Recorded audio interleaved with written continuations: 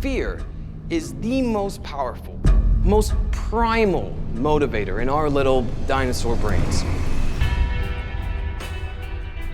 The show pays homage to the classic horror films of the past in our visual style, in our approach towards more practical horror effects. So much of what we do on the show is practical. So much of it is happening live. You don't have to imagine that you're seeing a giant chest opening because it's there right in front of you. It's scary. We really go back to the roots of what makes horror horror, which is the human element. What happens when, as a human being, you let the demon inside you take over and make you do something that you didn't think you were capable of.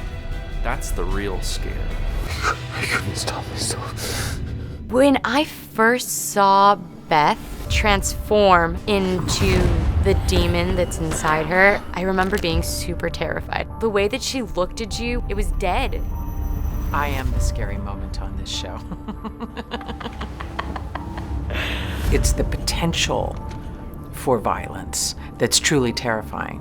When you actually see it, there's something in your mind that can cope with it, but it's feeling the potential that is so frightening. We've had some talented directors orchestrate some very fun jump scares in the show. The difference between a jump scare and a real scare for me, a jump scare is what you see on TV in the moment that comes in a cut that makes you go, ah. Works every time.